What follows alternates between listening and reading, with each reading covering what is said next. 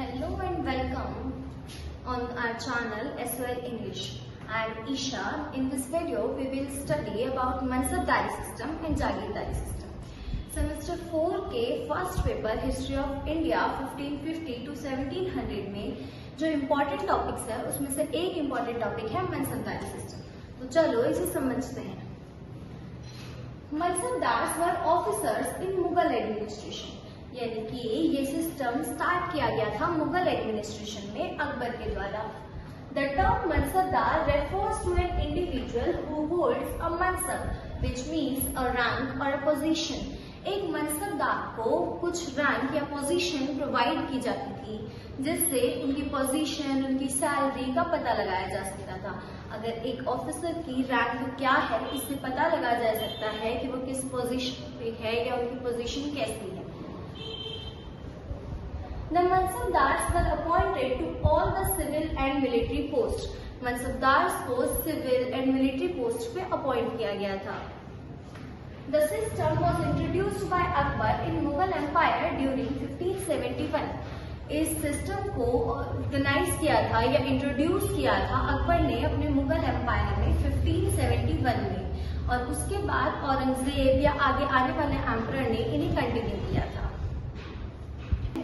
कि मनसबदारी सिस्टम में क्या स्ट्रक्चर था, इनको कैसे डिवाइड किया गया था। तो अब देखते हैं। Mansabdars came to be denoted by two numbers which was zat and sawar. इनको दो पार्ट्स में डिवाइड किया गया था। The first was zat and the second was sawar. Zat it indicated the rank in the administration as well as the salary of the mansabdar. Zat से पता चलता था कि उस इंसान की या उस मनसबदार की रैंक क्या है और उस रैंक के अकॉर्डिंग उनकी सैलरी क्या है। नाउ व्हाट वाज द सवार? सवार it represented the cavalry rank. It denotes the number of horses and cavalry man maintained by the सवार, विच मीन्स कि एक मनसबदार के पास कितने घोड़े हैं या कितनी मैन पावर है जो वो वॉर में यूज कर सके। इसके अंदर वेपन्स भी इंक्लूडेड होते थे। लाइक ये वो कुछ सामान प्रोवाइड किया जाता था गवर्नमेंट की तरफ से मनसबदार को जो उन्हें वॉर के टाइम पे जरूरत होती थी। तो विच मीन्स कि सवार जो था वो कुछ प्रोडक्ट्स, कुछ एसेट्स उन्हें प्रोवाइड कर रहे थे जिसको सवार कहा जाता था, जो उन्हें वॉर के टाइम पे काम आते थे। नाउ अब उन लोगों की सैलरी कैसे डिसाइड होती थी? एक मनसबदार की सैलरी किस बेसिस पे दी जाती थी?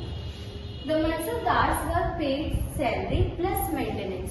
एक मनसबदार को ओनली सैलरी नहीं, उनकी मेंटेनेंस भी प्रोवाइड की जाती थी। लाइक अगर उनके पास हॉर्सेस हैं तो हॉर्सेस की मेंटेनेंस यानी उनके लिए जो भी खाना या और कुछ चीजें अरेंज करनी होती है तो वो कैसे, कहाँ के अमाउंट से की जाएगी, तो वो भी मनसबदार को प्रोवाइड किया जाता था अकॉर्डिंग टू देयर रैंक। और ये सारी चीजें एक मनसबदार को उसकी रैंक के अकॉर्डिंग प्रोवाइड की जाती थी।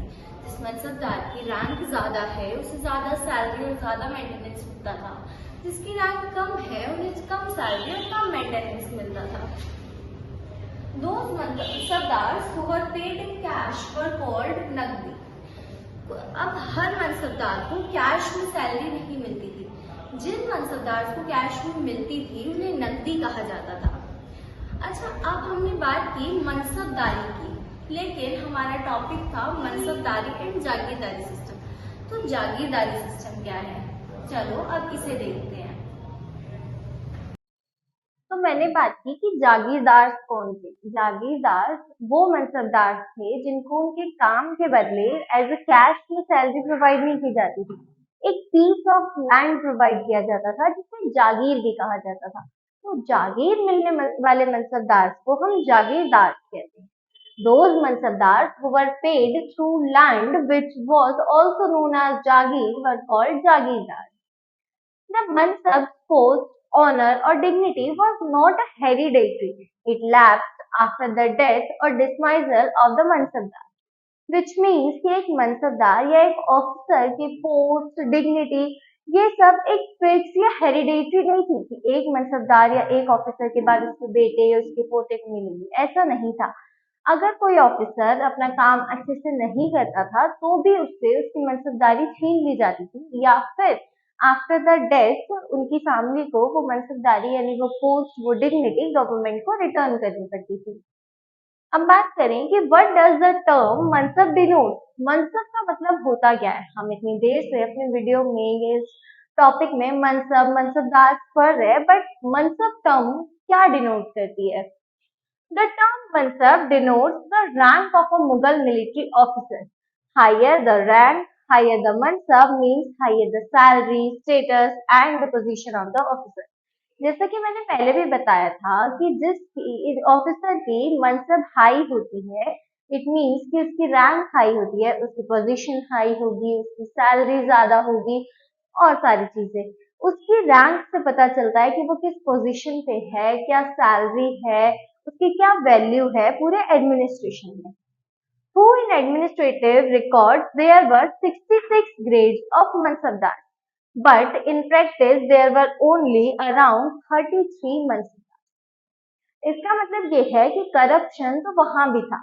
ऑफिशियल रिकॉर्ड्स में 66 ग्रेड दिखाए गए हैं, बट इन रियल वहां पे काम करने वाले लोगों की संख्या कम थी। चलो अब आगे देखते हैं करें कि मनसबदारी सिस्टम का फॉल कैसे हुआ, ये एंड कैसे हुआ। तो इन Akbar's reign there were 29 mansabdars with a rank of 5000 जज। कि अकबर के टाइम पे टोटल 29 मनसबदार थे जिनकी जट 5000 थी, यानी जिनकी रैंक 5000 थी, जो हाईली पोस्टेड थे। By Aurangzeb's reign, the number of mansabdars with a zat of 5000 had increased to 79. Akbar का टाइम आते आते वो मनसबदार जिनकी रैंक 5000 है उसका काउंट बढ़ गया और वो 79 हो गया। The increase of the number of mansabdars during the reign of Aurangzeb led to the Jagirdari and agrarian crisis which led to the collapse of mansabdari system. मतलब ये कि जब हायर रैंक्स वाले मनसबदार का काउंट बढ़ गया तो बहुत सारे क्राइसिस होने लगे, बहुत ज्यादा करप्शन होने लगा, तो जिसकी वजह से ये सिस्टम में काम अच्छे से नहीं हो पा रहा था। अगर आपने ज्यादा लोगों को हाई रैंक पे पोस्ट कर दिया है तो लोगों के बीच में करप्शन ज्यादा फैल गया था और काम उस अकॉर्डिंग अच्छे से नहीं हो रहा था, तो इस सिस्टम का फॉल हुआ और ये सिस्टम डिक्लाइन होता चला। तो अगर आपको ये वीडियो पसंद आया हो और आपको हेल्पफुल लगा हो या आपको इसके नोट्स चाहिए हो तो आप वीडियो को लाइक करें, कमेंट करें, नोट्स आपको प्रोवाइड कर दिए जाएंगे। ऐसे और भी वीडियोस चाहिए हिस्ट्री के टॉपिक्स पे तो इस चैनल को सब्सक्राइब करें। Thank you. मिलते हैं नेक्स्ट जल्दी की हिस्ट्री के नए टॉपिक के साथ।